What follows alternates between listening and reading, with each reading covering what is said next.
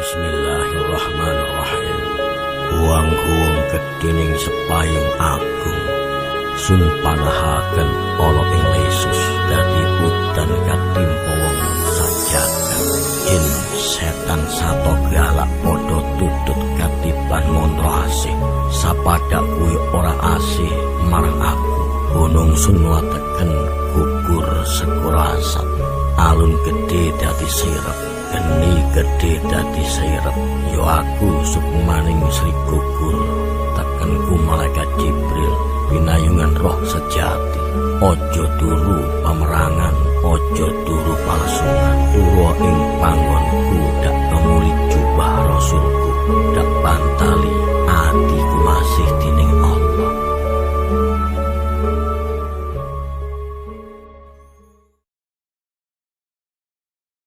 Untuk pemirsa yang sudah melihat video ini, jangan lupa subscribe ya sebanyak-banyaknya, bagikan ke temennya kalau perlu. Assalamualaikum warahmatullahi wabarakatuh. Dengan saya dengan Rahmat Pujangga. Kali ini kita ada di Padepokan Bapak Sam LDM Saputra. Yaitu kita ingin tanya-tanya kegiatan Pak Sam ini apa saja sih di sini? Ya apa saja kegiatan sehari Pak Sam? Mungkin bisa Pak Sam bisa menjelaskan kira-kira apa saja yang Bapak lakukan di sini? Bisa. Jadi dengan benda-benda ini, emang semua ini kan bagian dari media. Jadi di saat ada orang-orang yang susah, yang sedang kesulitan, orang sakit apa segala macam yang datang ke saya, ya kan. Jadi semua saya bantu. Semua ini cuman sebagai media. Intinya ya kan, kalau bagi yang sakit kesembuhannya tetap dari Yang Maha Kuasa. Nah, saya sebagai pelantara kan gitu. Saya sebagai pelantara, media saya ini keris, batu, cemeti segala macam, karena penghuninya itu beda-beda. Bentuknya beda-beda, kemampuan kekuatannya beda-beda. Jadi ini sebagai media aja. Bisa dijelaskan? Jadi ini kegunaannya buat para pejabat yang udah jadi atau yang belum jadi pejabat. Biasanya ini untuk dia membangun kewibawaan. Jadi supaya kalau pejabat yang udah jadi, supaya diseganin bawahannya. Kalau misalkan yang baru calon pejabat, biasanya pemegang ini itu bisa kesampaian cita-citanya. Model kayak caleg, calon bupati, calon gubernur, wali kota, dan sebagainya gitu. Untuk tongkat komando, ini intinya kewibawaan. Terus apa lagi kira-kira yang bisa dibayar, yang bisa jelasin Pak Sam? Siap, bisa. Oke. Keris ini penghuninya ini adalah naga, namanya Mbah Kiai Ontobugo. Nah, penghuninya ini berbentuk naga, simbolnya ada di sana, ya kan. Mbah Kiai Ontobugo itu jadi yang menghuni ini dia berbentuk sebenarnya ciptaan Allah itu kan macam-macam ya. Ada yang makhluk kasar, ada makhluk halus. Kebetulan jin yang bernama Mbah Ontobugo itu jin Islam, jin Muslim. Jadi ini buat pengobatan. Siap. Masih ada satu lagi Mas Sam yang saya ingin tahu. Sudah tiga lagi yang ini Pak. Ini bisa jelaskan juga. Nah, yang keris ini penghuninya adalah macan. Ya, ini rajanya hutan. Ya kan, kebetulan kalau ya zaman-zaman sekarang kan banyak yang rada geng-gengan lah gitu. Nah, ini bisa dengan otomatis pemegang ini biasanya itu bisa punya kekuatan khusus. Kekuatan macan itu. Ya, jadi ini penghuninya macan. Sama ini juga muslim. Jin muslim. Mudah-mudahan insya Allah di sini muslim semua. Gitu. Semua saya awalin setiap pengobatan dengan bismillah. Pak Sam, saya mohon maaf nih. Kira-kira yang di sini ini apa saja pasien-pasien yang datang kemarin?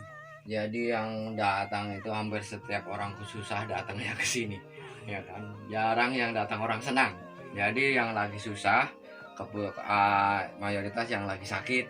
Ya, emang alhamdulillah ya, berkat media ini sampai sejauh ini belum ada yang gagal. yang sakit juga emang semua sembuh gitu kan, alhamdulillah. Emang semua juga jalan dari Allah, tapi media saya karena dengan ini terus ada juga yang dagang pengen laris, yang tadinya sepi pengen jadi rame, alhamdulillah jadi rame.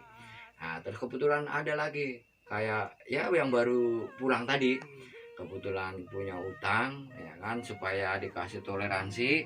Yang tadinya itu rumah udah mau disita ya kan, supaya dikasih jangka waktu. Alhamdulillah tadi dia datang ke sini itu udah 2 bulan ini ditunda. Jadi dia ada waktu untuk usaha dulu. Jadi rumah terselamatkan lah, nggak jadi disita. Jadi banyak sebenarnya orang-orang susah. Emang saya selama ini nggak mengeksposnya gitu. Nah baru bapak-bapak ini yang hadir ke sini gitu. Tapi yang datang udah banyak gitu, yang minta tolong tentang hal-hal kesulitan. Saya kira penjodohan, saya juga punya jodohan saya. Bisa. Nah yang seperti ini, nah ini namanya semar mesem. Ya gitu, semar mesem. Ya, ini semar mesem, ya kan. Ini ada, ya kan. Kali ini bisa buat perjodohan, gitu. Nah ini kalau zaman dulunya, ya kan, yang sekarang disebut kayak semar. Nah dulu itu sabdo palong, itu zaman dulunya. Nah sekarang udah berubah medianya itu. Nah sabdo palon adanya di benda itu, begitu Pak. Jadi Bapak ini kalau misalnya orang yang bawa sini bisa nikah penjodohan itu, apa selain semacam harus pemasaran itu, misalnya fotonya atau rambutnya atau apa kira-kira Pak? Yang penting tahu nama bin. Itu ya, yang penting tahu nama bin, ya kan, karena biar nggak ketukar nama, gitu. Ya, yang penting tahu nama bin. Oke, kira-kira ada yang mau didemonstrasikan dengan datang ke sini? Gimana? Didemonstrasikan kira-kira kekuatannya. Oh, karena kalau saya nggak biasa untuk ditunjuk-tunjukkan ya. Jadi karena ini aja udah inilah pokoknya udah gimana ya. Saya kan nggak biasa ditunjuk-tunjukkan karena ini bapak-bapak hadir ya.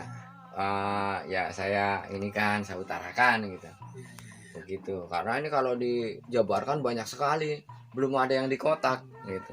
Karena setiap yang hadir ya kan saya tanya siapa yang mampu, misalkan keluhan pasien, oh siapa yang mampu ngobatin ini, adalah yang bergerak nanti di itu. Ini Pak Sam, sebenarnya ini kan sekarang budaya masyarakat sekarang ini ke sini, kira banyak orang yang merawatnya, kira-kira Pak Sam itu bagaimana? Ya jadi begini ya, anak-anak muda sekarang kan mungkin kan nggak iyeng dengan begini, walaupun kakek moyangnya itu dulunya sampai puasa 7 hari, puasa 40 hari untuk mendapatkan hal-hal seperti ini, karena bukan masalah bentuk kerisnya tapi isiannya. Nah kebetulan keris sendiri ini kan ini kalau di Solo di tempat saya sana itu kan sebagian bagian dari budaya ya, makanya saya sampai saat ini saya masih membudayakan, melestarikan.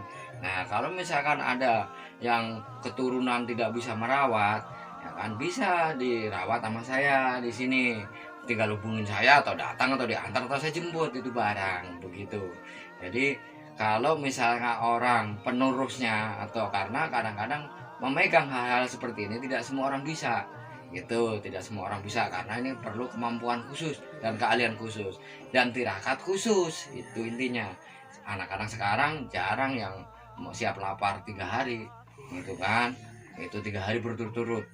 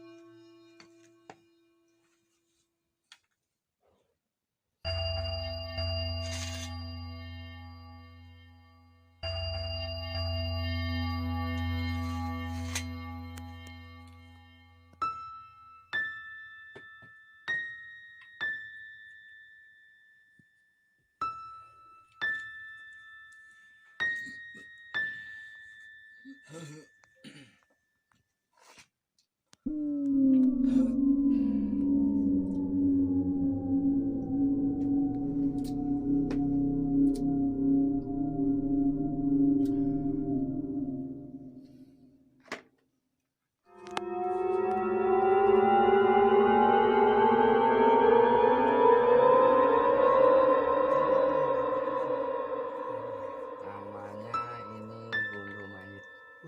Ya, Jadi Islam juga nih. ya Islam, cuman emang ini namanya bulu mayit itu rada angker. Iya, iya. Gitu, ya. Jadi emang di sini tuh sebagian boleh tiduran berdiri. Nah, angka ini yang posisi tidur didirikan nggak mau. Jadi sesuai udah mengikuti permintaan dia. Ya.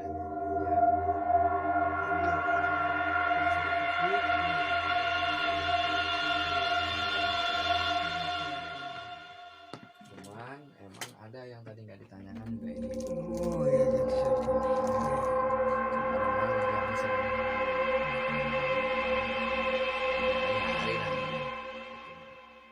Nah, ini biasa kalau orang yang sakit ini perlu dibawa kemari atau bagaimana Pak? Misalnya, bisa dipanggil, bisa juga nggak bisa berangkat. iya, iya.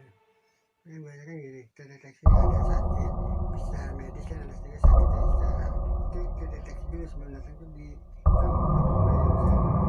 Ya, jadi dari situ nanti ketahuan dengan sendirinya kalau misalkan ya setidaknya ini masih ada pegang dulu lah gitu, siapa tahu itu penyakitnya itu.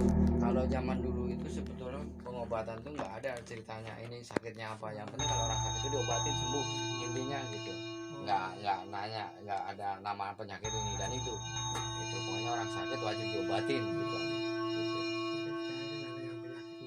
ada yang kayak adik saya itu sakit juga tapi dia sembuh nih karena Iya. dia betul betul ini penyakitnya dikirim orang tapi orang ini ini dokter bilang di kedokteran ini itu gimana tuh? Kalau saya nggak pernah menyebutkan yang namanya penyakit dikirim orang ya. Itu karena bagi saya adalah mengobatin, yang terutama itu mengobatin. Kalau soal yang bikin sakit siapa atau penyakitnya apa itu nama nggak perlu. Bagi saya namanya orang sakit itu wajib diobatin. Begitu. Itu bagi saya, prinsip saya.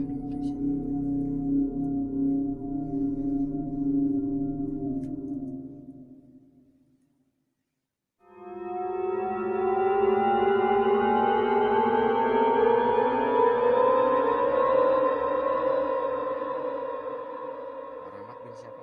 Ini gimana? Bin Cuman. Iya.